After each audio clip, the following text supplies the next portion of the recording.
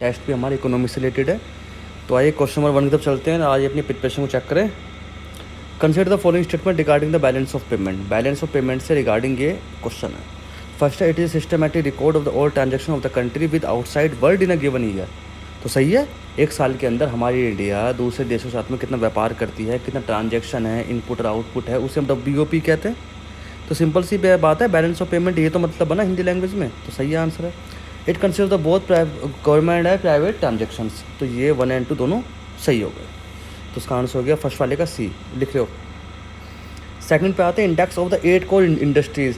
देखो ये 8 core industries, ये वो कैपिटलिज्म वाला क्वेश्चन नहीं है, ये अलग क्वेश्चन है। एक पहले क्या था कि ना, एक ना बॉम्बे का प्लान था।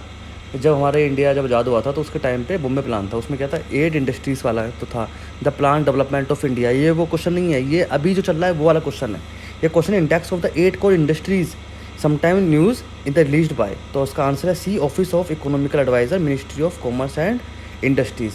जब आप ना इकोनॉमिक्स के प्लान पढ़ते हो, जब इंडिया आज़ाद हुआ था तो उसमें 4-5 प्लान है भाई। एक तो प्लान इकोनॉमी ऑफ इंडिया है, फिर एक हमारा नेहरू प्लान है, फिर हमारे पास 8 कोर इंडस्ट्रीज़ है जिसे हम कैपिटल इंडस्ट्रीज़ कहते हैं, फिर बॉम्बे प्लान है, फिर हमारे पास सर्वोदयन प्लान है। वो जो प्लान है ना उस वाले पार्ट का नहीं है, ये नॉर्मल वाला बात है, मतलब ये अभी की बारे बात चल रही है, तो इसलिए कन्फ्यूज ना हो। इसका आंसर है सी।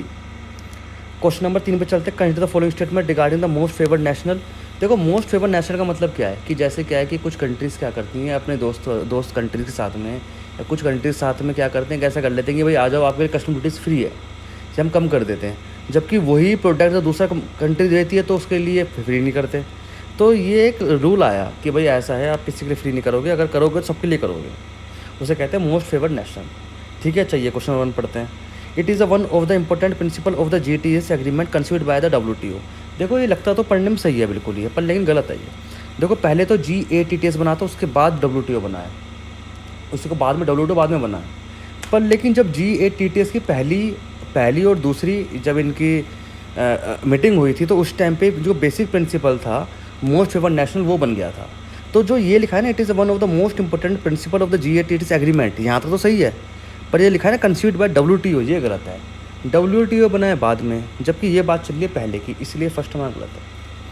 सेकंड पे आ जाओ, if any country grants one country a special favour such as the lower custom duties same would need to extend to the all other WTO member under the MFM। वही बताया ना मैंने आपको कि अगर एक के लिए कम कर दिया तो फिर सबके लिए कम करोगे आप। तो उसका आंसर है ओनली 2, लिख लो। थर्ड का आंसर है ओनली 2, सेकंड आंसर है। फोर्थ पे चलते हैं, with the following the features of the hybrid annuity model. HAM के बारे में बात चलती है। It is investment model which receive PPP in highway construction in India, सही है। In HAM government makes 40% payment as a fixed amount in 5 equal installment, where as the remaining 60% as paid A variable annuity amount after the completion of the project, ये भी सही है। There is no toll right for developer in HAM, ये भी सही है। हैम की 3 important बातें हैं, 1 2 3 तीनों याद कर लो, लिख लो, नोट्स बन जाएंगे आपके। तो उसका आंसर है बच्चों ए। तो फोर्थ पे का आंसर हो गया ए। फिफ्थ पे आ जाओ, India has become the fastest growing investment region for the foreigners investors. कह रहे हैं कि बाहर के लोगों के लिए इंडिया सबसे ग्रोइंग सेक्टर हो रहा है, तो कौन सेक्टर होना चाहिए आपके हिसाब से? सर्विस सेक्टर होना चाहिए हमेशा, सर्विस है। पिछले साल भी ये था, इस बार भी, इस बार है $9.14 बिलियन। तो उसका आंसर है ए। 5 का आंसर है ए, याद कर लो। 6 पे आते हैं, consider the following statement regarding the FDI equity inflow. FDI के बारे में बात चली 2018-2019 के बारे में। तो नंबर 1 किसने सबसे ज़्यादा इनफ्लो कहाँ से आया हमारे पास सिंगापुर से, उसके बाद कहाँ से आया, फिर आया हमारा मॉरिशस से। ठीक है, आइए पढ़ते हैं। India receive the maximum FDI equity inflow from Mauritius, तो गलत है। नंबर 1 पे कौन है, सिंगापुर, ये सेकंड पे है, तो फर्स्ट तो गलत हो गया। सेकंड पढ़ते हैं, India emerged as a top recipient of the green field FDI inflow from commonwealth national, ये सही है। तो सेकंड आंसर हुआ, 6 का आंसर है सेकंड बी। ठीक है, आइए यहाँ पढ़ते हैं, which of the following is the no. आइए क्वेश्चन नंबर चलते हैं, क्वेश्चन नंबर 8 के ऊपर, technical education quality improvement programme TEQIP। TEQI programme क्या है? TEQI प्रोग्राम ये है कि 1200 जो ग्रेजुएट हैं, चाहे वो NITs हो चाहे IITs हो, इनको 3 साल तक के लिए जो बैकवर्ड एरिया हैं उनके अंदर इंजीनियरिंग कॉलेज के अंदर पढ़ाने का मौका दिया जाएगा। उन्हें बोला जाएगा हाँ 3 साल पढ़ाओ, इसे कहते हैं TEQI प्रोग्राम, ताकि वहाँ के इंजीनियरिंग कॉलेज का जो स्टेटस है वो बढ़े। तो और this program is implemented by the MHRD ministry.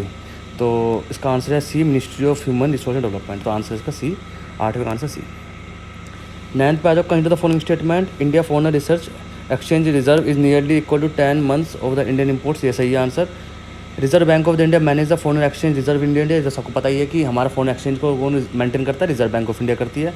तो 9th का आंसर हो गया, 1 एंड 2 दोनों सही हो गए। क्वेश्चन नंबर 10 पे आ जाओ, which among of the following major is likely to result in current account surplus in balance of payment.